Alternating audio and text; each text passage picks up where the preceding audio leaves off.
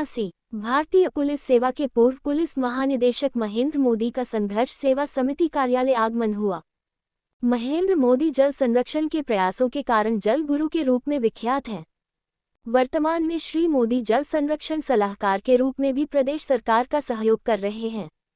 वर्ष 2008 में जब वे झांसी में पुलिस उपमहानिरीक्षक के रूप में पदस्थ थे, तब उन्होंने जल संरक्षण को लेकर अपने प्रयास होने के बाद लखनऊ में उन्होंने आधुनिक प्रयोगशाला का निर्माण कर जल संरक्षण, जल स्तर बढ़ाना और जल की शुद्धता पर काम किया। सिंह, विशाल गुप्ता, धर्मेंद्र नामदेव, संदीप नामदेव, अनुज प्रताप सिंह, बसंत गुप्ता, सुशांत गेरा, राकेश अहिरवार, राजू सेन, चंदन पाल, अनिल वर्मा आदि उपस्थित रहे। झांसी खबर 24 न्यूज चैनल पर RK सेन की रिपोर्ट। लोग बागों का हित का काम कर रहा है अपना समर्थ जीवन देकर।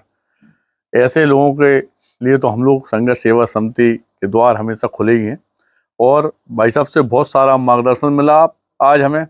और वास्तविकता में सरकार को लेकर और जनहित को लेकर जितने चिंतित भाई साहब हैं हमारी ज़िंदगी में पहले शख्स हैं।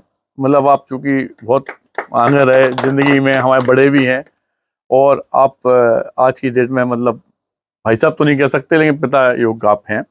लेकिन जिस तरह का आपका संघर्ष है, इस तरह से हम बहुत ज़्यादा भाई साहब की सराहना करते हैं और इस बात का विश्वास दिलाते हैं कि भाई साहब का जब भी आदेश होगा, क्योंकि भाई साहब को बताना चाहते हैं कि हम लोगों ने भी सपरिवार अपना जीवन समर्पित सिर्फ जनहित में कर रखा है।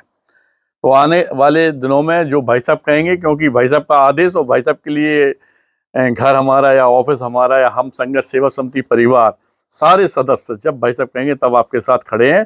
और बहुत बहुत धन्यवाद भाई साहब का करना चाहते हैं कि आपका आशीर्वाद आज हमें मिला। Thank you.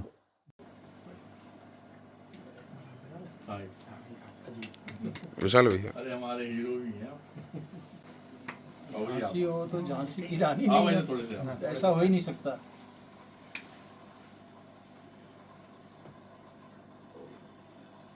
तो क्या नाम है आपका, किस विषय पर कार्य कर रहे हैं? मैं महेंद्र मोदी हूँ, IPS 1986 batch Uttar Pradesh cadre. 4 साल पहले DGP रैंक से उत्तर प्रदेश से सेवानिवृत्त हुआ और जल संरक्षण अभियान हमारा 2016 से झांसी से शुरू हुआ और 2008 से झांसी से शुरू हुआ, यानी 16 वर्षों तक, और ये अब पूरा राष्ट्रव्यापी चल रहा है।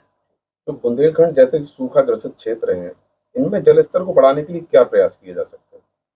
जिस बुंदेलखंड को सबसे बड़ी समस्या लोग समझते हैं, वहाँ सबसे आसान है जल संरक्षण करना। ये मैंने करके दिखाया है कई जगहों पर, क्योंकि यहाँ पर वाटर कैचमेंट एरिया, जल ग्रहण क्षेत्र बहुत ज़्यादा है, यानी आबादी का जो प्रतिशत है वो कम है, घनत्व कम है, इसलिए बहुत आसान है यहाँ पर करना और कई मॉडल्स हैं उसके लिए।